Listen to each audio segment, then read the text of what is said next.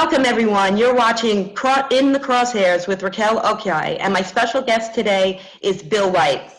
Welcome, Bill. I'm so glad to have you on the show today. Well, thanks for having me on, Raquel. I really appreciate it. Anything to do with guns, I'm here.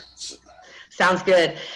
Bill, the reason why I've been focusing on gun topics and very particular topics because I want the public to know the truth. I think that they have a caricature view of who we are, gun owners. They kind of imagine us as, some sort of group of people who are criminals or potential criminals when we're no such thing. So we're me, we're our neighbors, our friends, our family. Carrying firearms is really, or owning firearms is really an American tradition, and it's not a dirty word. It's not a dirty word in my book.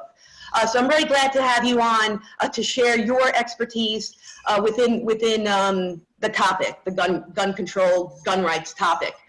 And I know that you are Floridian, like me, and that's how we met. I wanted you to talk about your experiences residing in Broward County. So you reside in Broward County. That's where, of course, the Parkland shooting occurred, where 17 people were killed. And you went to Broward County Public Schools. Yes, I did. So I know you have your own take on what happened, what occurred, and what has been your experience in the Broward County school system?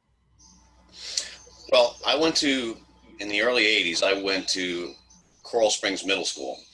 And I can safely say that the schools in Broward County do absolutely nothing about bullying. I was harassed more or less by a group of young athletes, if you will. And what I did simply was try to bring it to the attention of my principal, whose name was Mr. Davis. I also brought it to the attention of one of the deans named Paul Platonic. I brought it to the attention of the teachers. I brought it to the attention of the bus driver, even the custodian, Mr. Trano, and nobody did anything about it. So rather than just, stand around and, and get myself beat up by, young athletes who are twice my size, I decided I would just not ride the school bus. And I thought it would be safer and a lot easier to just walk the mile, back and forth to school. Yeah, so, just avoid them altogether. Yeah, because since nobody was doing anything about it. So then I ended up, doing that. That worked for a little while, but then they would just try to corner me in school, try to get me here, try to get me there. And, I was good at dodging them, but eventually my luck did run out. They cornered me on the grounds of the paddleball court. I don't know if you're familiar with the school or anything, but there's like a big tennis court, there's a paddleball court, and then there's like a track. And there's like 3 of them. And rather than just sit there and just get beat up, I took a number 2 pencil out of my pocket, and when they proceeded to attack me, I used it to defend myself, and I stabbed one of them. They all dropped what they were doing. Good for you. You gotta defend yourself. Yeah, especially 3-on-1. Well, it's 3-on-1, and they were just going to all gang up and just, beat the crap out of me. One of them actually ended up doing that exact same thing to a Chinese student when he was in high school. I can't remember his last name. His first name was Scott, but 3 of them actually jumped a Chinese student, and they beat him to death, and they left him in the field. And then, yeah. You see what happens when you don't hold people accountable for their actions? Yeah. So, because they keep doing it. They keep doing it over and over again. What happens? So you're in middle school, you're getting picked on by these 3 goons, and you're telling the teachers, you're telling the adults, and nobody's helping you. So you try to avoid them. You get into a situation where your life is at risk. You have three people beating up on you. So you grab a pencil and you stab the kid, which was the right thing to do. And I would applaud you. And if I was your mother, I would have said, you did well. I would have been excited. And indeed, if I was your school teacher, I would have applauded you too, because you had the natural right to defend yourself, Bill. Absolutely. Natural right. Yes. They didn't see it that way. Neither the school, authorities nor my parents saw it that way. It was like your fault somehow or whatever. So, and it's interesting because this is the end result was they didn't do anything to the young athletes. They basically gave me 5 days of suspension, and the dean, Mr. Davis, actually. I'm shocked. Yeah, so they blamed it all on me, and then Mr. Davis actually said, I wanted to expel you because I can't expel you because you did not use a gun or a knife. But sure enough, next year, the student code of conduct book made a few changes to include anything used as a weapon to be grounds for expulsion. So, you know, I have that going for me. That rule is in the book just because of me. So. Yeah, that just really makes that there's no disciplinary action happening here for the persons who were being the bullies, and you had already reported them.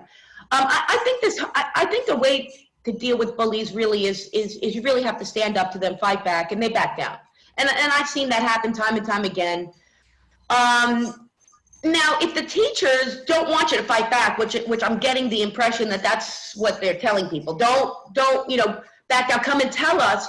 Well, if you're a student and you're going to go and tell the teacher, well, the teacher or the principal really should take some disciplinary action against the goons who are bullying you. And that probably would have prevented the attack on you. Yeah, exactly. But since they have this hands-off, you know, policy, which has been going back for years, quite frankly, I'm surprised there haven't been more school shootings and more stuff, because these places, in my own opinion, are more or less little psycho factories. They just like give people, like, you know, not everybody's going to go off and go and, you know, and grab a gun and shoot somebody, but at the same time, they do give people like issues, because, you know, you're supposed to be there to learn in an environment. You can't do that if you're like always trying to figure out how to, like, you know, not get beat up or whatever, you know, by other, you know, kids and stuff. So, you know. I think so too. I think it's that whole taboo that they've created, that guns are somehow bad. Of course, they're just a tangible object.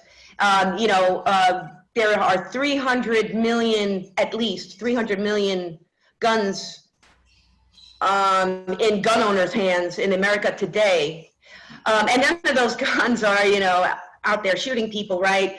It's, of course, it's the shooter. And it's about time that we as a society start holding people accountable for their actions.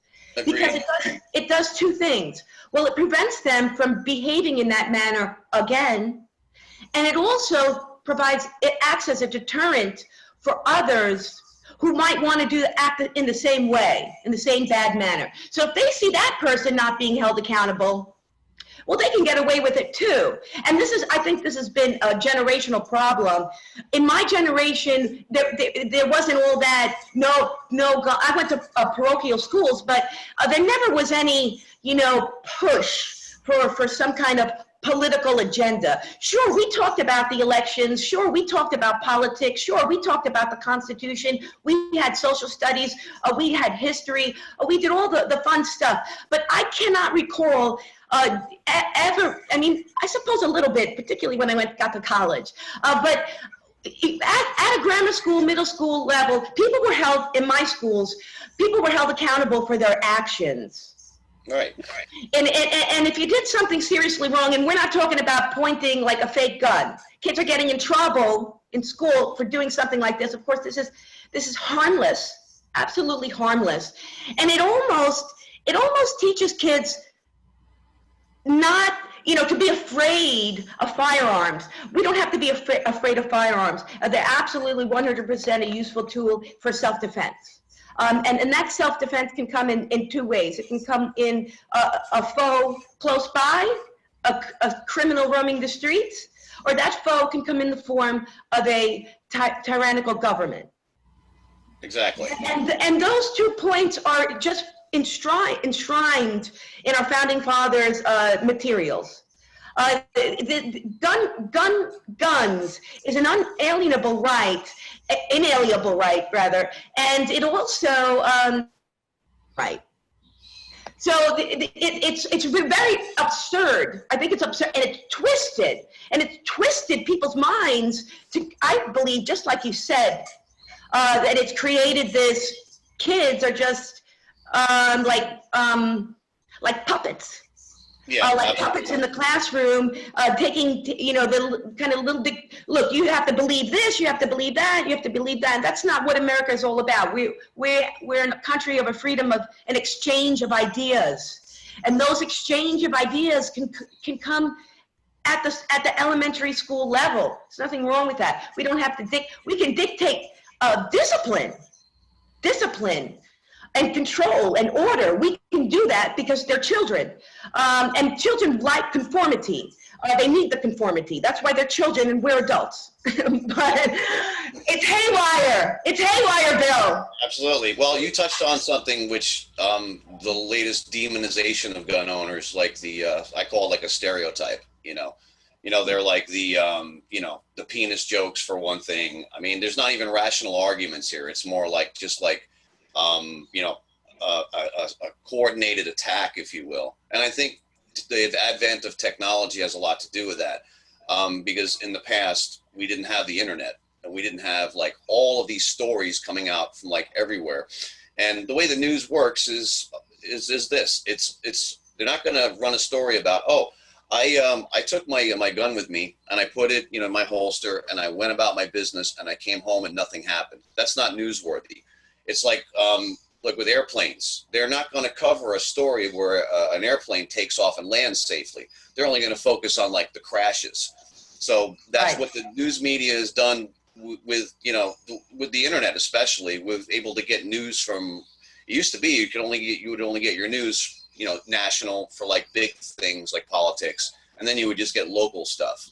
But now we're getting inundated with stuff from everywhere, every corner of the globe, every part of the United States.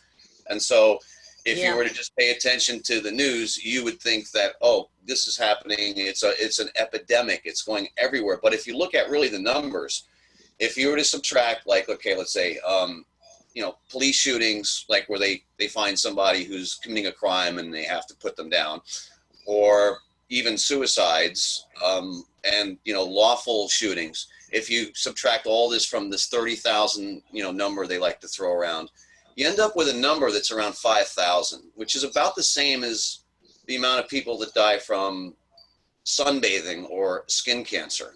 So I mean, it's ridiculous to actually turn this into a a major push to make radical changes to the Constitution, or just pass these draconian laws like the ones we've just done in Florida, for instance. So I mean, I think there's a lot of factors going on here and you would think people would know better, but they don't, I guess. And so that's why we have to deal with this, the stigma and the stereotyping and the negativity before we can even, speak our mind. Well, you know what, Bill? If they watch In the Crosshairs every Wednesday at 1 p.m. Eastern time, they'll learn the truth about guns. And we are the gun owners. Exactly. We're not monsters. We're not running around with our guns, threatening people and things like that.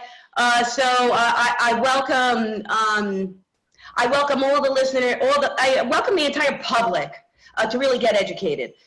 So I'm glad that you brought up the recent law in Florida. There were 3 components of that law that I want you to opine about. The first thing is that Florida legislature decided to change the minimum age requirement to purchase a gun from 18 to 21. The second topic is the banning of the bump stock. I'm a little confused about it, so I want you to explain that to us. Okay. And also the discretionary policy of the police, that now they have a little bit more discretion in that if they determine someone to be mentally incapacitated, they can have more leniency with confiscating firearms. I'm not happy about all of them. I'm not happy about all of these 3 things. But you tell me first. You tell me what you think. Well, there definitely was a knee-jerk reaction to the shooting in Parkland, where it's, we have to show that we did something, more or less. The Florida Senate even did a Saturday session because they were running out of time, and I was hoping that just, come on, run the clock out, but that didn't happen. So the 3 components were, as you mentioned, the age restriction, which to me is just penalizing a whole group of people because of the actions of one bullied child. Because those so-called survivors, which, were like, oh, I bullied this kid. Yeah. So, and Right. I mean, yeah, it's amazing how these things kind of, go in, and what they've done, in my opinion, is they're just going after the guns to basically not do anything about the root causes. What these things are, they're not really doing anything, to address the situation so it doesn't happen again. The age restriction is like, it's just ridiculous to actually restrict a whole group of law-abiding citizens. If you can vote and if you can join the military, but you can't come home and purchase a firearm, I mean, that's a bit ridiculous. The other parts that are kind of vague to me would be, like you said, the bump stocks. A bump stock is a device that's used to increase the rate of fire, in any type of weapon. And so the legislation that was passed actually reads, any device used to increase the rate of fire, blah, blah, blah, something to mimic like full auto. Now that's a very scary thing, because oiling your gun could increase the rate of fire. Any device. I mean, technically my finger could, increase the rate of fire. And then the other thing which makes it so vague is, increase the rate of fire from what? How would you know what the original rate of fire was on a firearm?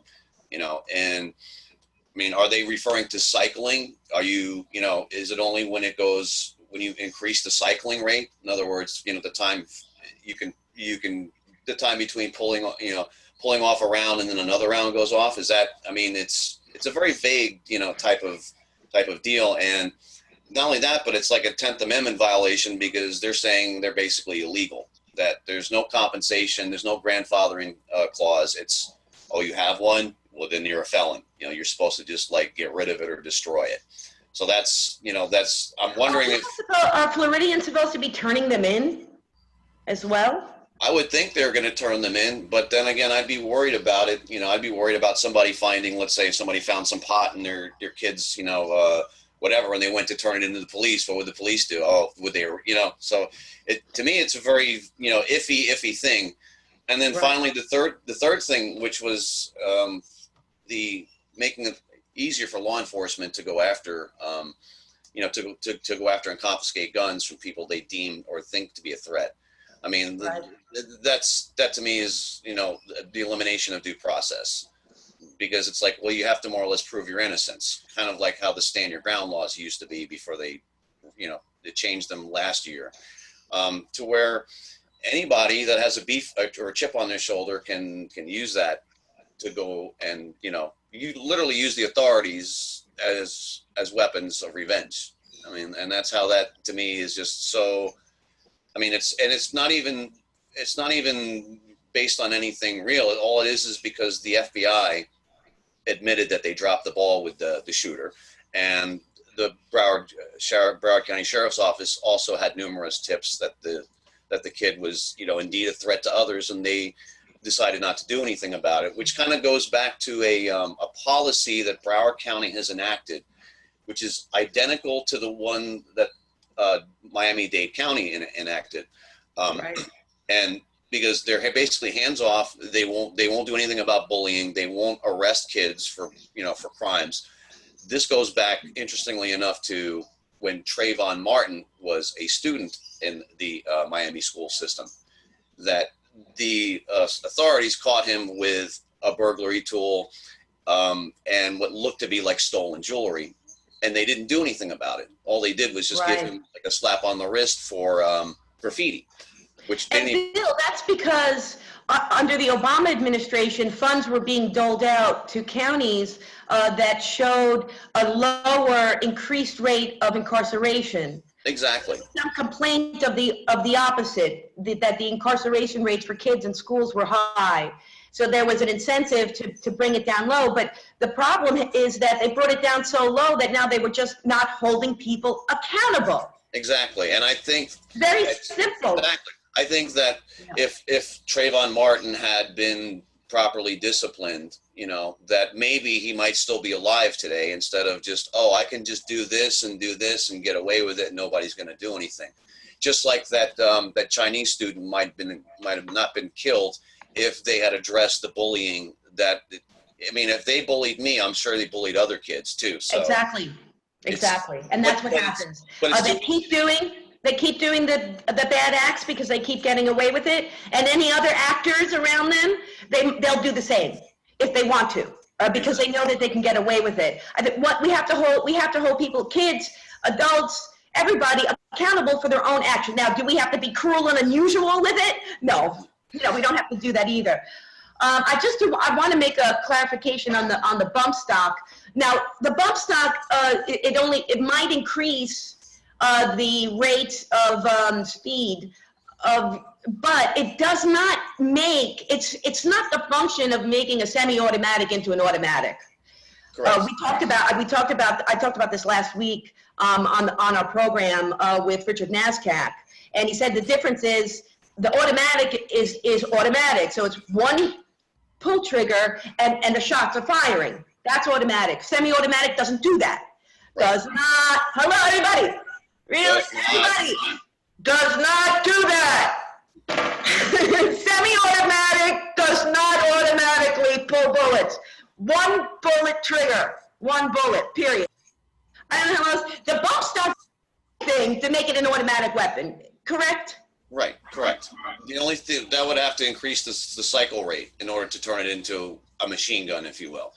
And that's not an easy task, and that's not something that the layperson can do. I mean, we were talking about a gunsmith, we're talking about some, expertise, and you just simply can't turn and that would be illegal, and that's already a crime. So that's already on the books.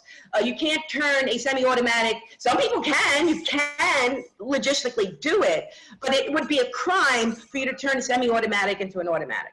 Exactly. So it's already a crime, but it's just in light of the shooting that happened in Las Vegas, which I don't even think was a bump stock by my own listening to the that's another subject, but it just sounded to me like, because if you use a bump stock on an AR-15, depending upon the size magazine you have, you're going to get to a point where after about 1,000 rounds, depending upon the barrel, you're literally going to melt the barrel at about 1,000 rounds if you just keep jamming in their 50 round, 100 round magazines. Eventually it's going to become red hot, then it's going to become white hot. I mean, I've actually done this, and I've seen other videos where eventually the bullet will just, the barrel will be so hot that a bullet will actually pierce through the heated skin, the metal skin, and there you are. Your gun is, useless at that point. But in Las Vegas, I've heard the shots rang out for at least 10 minutes. I mean, and you can only fire, if you're going to fire at that rate after about 5 minutes or less, if you're using a bump stock on like an AR-15 or an AK-47 or whatever, you're going to eventually melt that barrel. And and that didn't happen. They didn't find anything melted. So, I mean, it's almost like the way Congress invented the assault weapon. It's just sort of like these vague words, and they don't really understand the logistics behind it. And all they're thinking about is banning. I mean, I think it's, like you said earlier, orchestrated by people who really want to confiscate our guns. And I know the Democrats are like, we're not going to take your guns. We're not going to take your guns. They're always screaming. They get like almost offended when you say, well, my opinion is that this is an orchestrated event, and people, and the idea is once you take away people's right to defend themselves, anything goes. And we know in history that despotic governments have taken over their governments exactly that way, and that's by disarming them. That's by gun confiscation. So no matter how you look at it, they can say they're not confiscating guns, but they are, because even in the state of Florida, the bump stock, these are just incremental ways to take away our rights. The bump stock is irrelevant. It doesn't have anything to do with the school shootings. It doesn't have anything to do with crazy people who kill people. It does not. The bump stock has nothing to do with it. gun control laws only penalize law-abiding gun owners. Exactly. And I just don't understand how people think that by not having any guns around the school, that that's somehow going to like create a magical force field where there's not going to be any shootings. But of course, we all know throughout, history that, or our own history, that what ends up happening is there's nobody there to defend the kids. And so you have, more victims, which it seems to be almost what they want, because it's like a deadly cycle. It plays into itself. It's like, oh, they just keep more, oh, it's because of the gun. Oh, okay. Oh, it's because of the gun. And then, well, this isn't a cut and dry situation, which I keep trying to tell people, is Parkland is not. Parkland has a lot of other failures, but the only thing I've seen politicians do is go after the gun. They're not addressing the cowardice of the Broward Sheriff's Office. They're not addressing the FBI, not, doing their bit, as far as the shooter.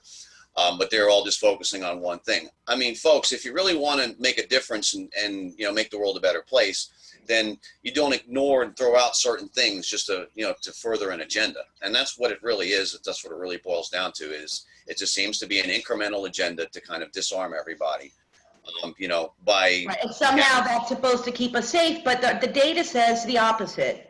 Exactly. So we already know that in areas where there's strict gun control laws, there's high violent crime rates. In areas where there is there's less gun control, there's lower crime rates.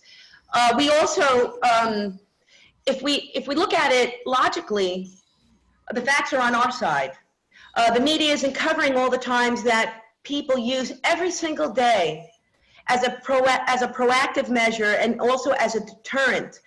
People with concealed carry licenses who carry, every day lives are saved just by the fear of someone being armed. Exactly. And that's the other thing too, is not all defensive gun uses are provable or actually involve shooting the weapon, or even are reported for that matter. So that's right. They're not reported. What ends up happening is we have skewed, results, because we only have the ones, the bad things that happen, because we can actually, reference them. But just because we can't see something doesn't mean that it does not exist. It does exist. It does exist in the fact that if I don't report something, or if somebody is just like, if a criminal is not going to deliberately go after somebody who's armed. And if they know that somebody's armed, or if they see that you have, they'll just walk off and, they might not even victimize you, or whatever. Right. So, and they might not be able to find anybody else, but then that number doesn't get counted. It doesn't get included because it's not, verifiable and it's not provable. And so that's, realistically, people should know this, but they don't. And if they don't acknowledge this, then they're just part of the problem. They're just part of, like, the agenda, if you will. Yeah. And so that's just my take on that. I mean, how can you prove? What am I supposed to do to prove this? Build a time machine and go back and remove the gun, and then and then examine two different parallel futures or whatever. I mean, wow. You can't prove this stuff. But just because you can't doesn't mean it's not happening, and that guns are not indeed saving more lives. And that's the other thing that I find terrible, is that they don't factor in when they say, oh, these people died, whatever number they come up with. They don't factor in the number of lives that the guns have saved. That's exactly right. And neither does the media. So they do a foul job, the mainstream, they do a foul job of really reporting on that. They tend to be, anti-gun themselves. They tend to be they appear to be on board with the confiscation agenda. But I'll tell you what, Bill, in the Crosshairs with Raquel, Okyay, me, we're fighting back. We're going to inform the public that we are the NRA. We are the gun owners. We're law-abiding citizens. We're not out there shooting anybody. And in fact, we want to come up with real solutions to the school shootings. And I think the school should be that schools should be protected in the same manner that we protect our presidents and our governors. They have arms. Exactly. They got Secret Service. We protect. I don't see why the children in America in the public school system, or the parents, at home or at work, they're relying on the school system to protect our children. I don't see anything wrong with protecting them in the same way that we protect the president and our governors. And that's with the armed guards. Well, I've posted this, and right after the shooting, I posted what my solution is, and it should be done, but unfortunately, there's no way to get around it. Is this: number one, I would have had metal detectors in schools. They use metal detectors everywhere else, and then also I would have armed security, but I wouldn't have them as visible as like, hi, I'm armed security, I have a gun with me. I would dress them up as janitors. I would have them just look like custodians, and nobody would need to know anything unless there was a problem. But if there was a problem, I'm sure it would be much appreciated, and then there would be lives saved if you knew you had somebody there that had a gun.